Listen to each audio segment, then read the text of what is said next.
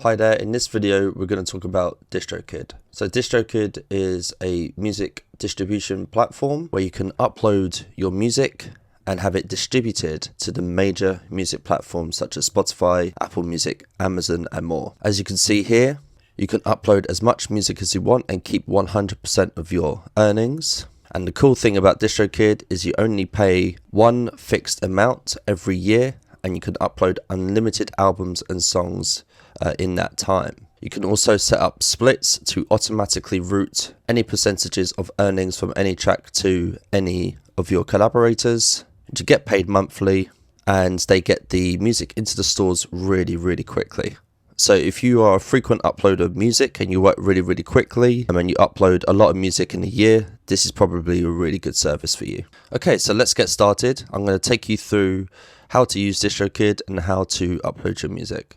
Okay, so I'm just going to walk you through the upload process. This is the form that you use when you're uploading your music, and here you simply select which services you want to upload to. Generally, you'll just upload to all of them, so you can just leave all of those ticked. And here you just choose the amount of songs that you want to upload in a given release. And then here you just check whether this song has been previously released or not. And here you just put your band or artist name.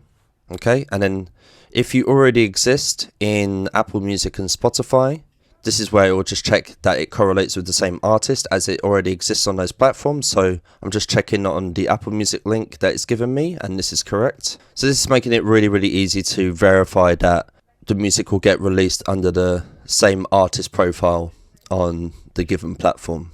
So again, that's correct, which is really cool. If it isn't, then you're going to have to go through another option here. So I'm just going to choose that's me. Otherwise, you choose one of the other options.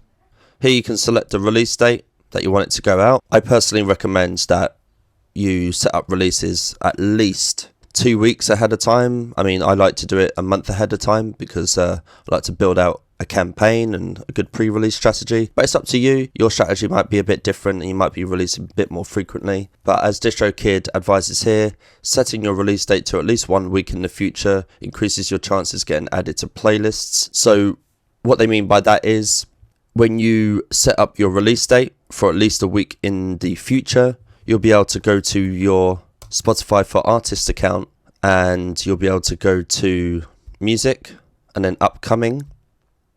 And then here you'll be able to submit your song. Once DistroKid has sent it to Spotify, it will appear here maybe a few days afterwards. From there, you'll be able to submit it to Spotify's editorial team. So give at least 2 weeks when you're setting up your distribution, just so that you have time to do this.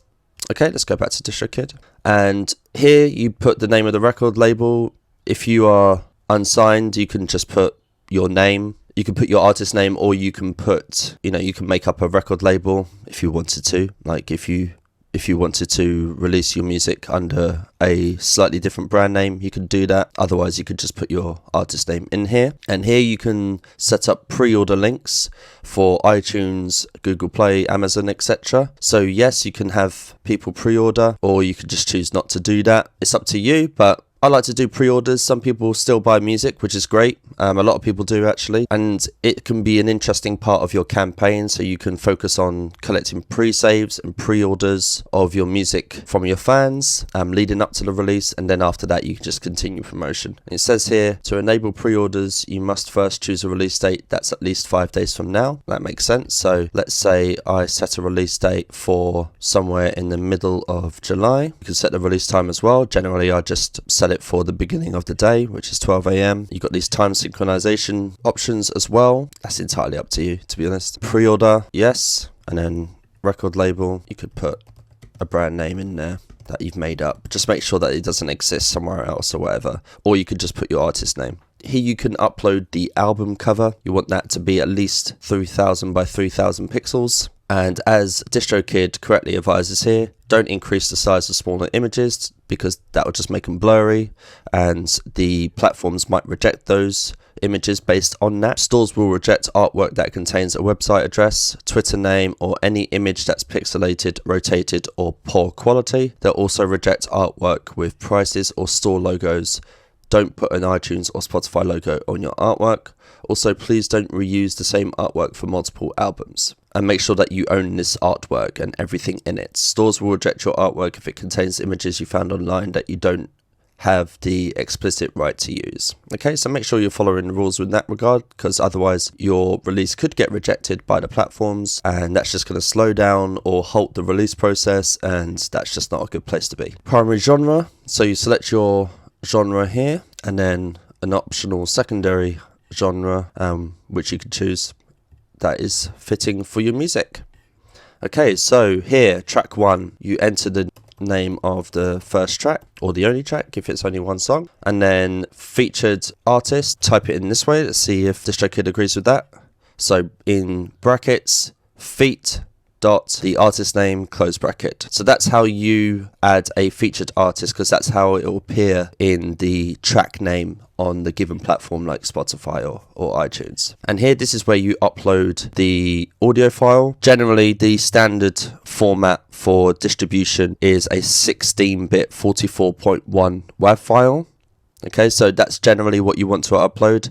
DistroKid are a bit flexible with this, but I personally advise that you upload a 16-bit 44.1 WAV file, because otherwise it might have to be converted more times than necessary. If you already have an ISRC code, then you can enter that into here. Otherwise, you don't need one necessarily. You can just use DistroKid to do that, and they will automatically generate an ISRC for you. It's a unique identifier for the master that you are uploading. So here you can add the names of any credited songwriters of your music. So if you collaborated with another songwriter and it's a sort of co-write situation that you got going on, you can enter their full legal names in here so that they are credited as songwriters. If you have explicit lyrics in the song, then choose yes. If you don't, choose no.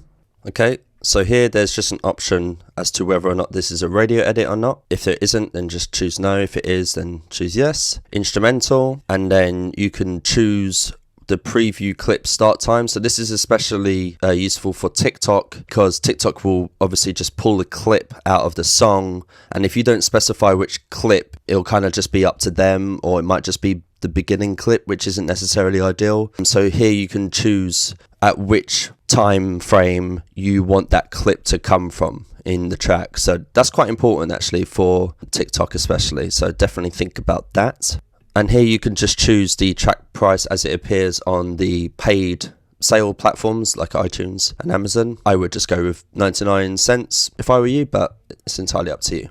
Okay, so here are some options. Most of these I think are actually quite important. Instagram and Facebook, I mean, it's free anyway, so you might as well select it, but it's definitely important. So you might have noticed that you might already add music to Instagram stories using the music sticker on Instagram stories. This will distribute your music to Facebook and Instagram so that your fans can do that, or so that you can do that on your Instagram platforms as well. Okay, so that's quite important. And people using music in user-generated content is quite a big thing these days, and that's only going to go up. So definitely make sure that your music is distributed to Instagram and Facebook so that your fans can do that. Okay, this is another option which I think is actually quite important.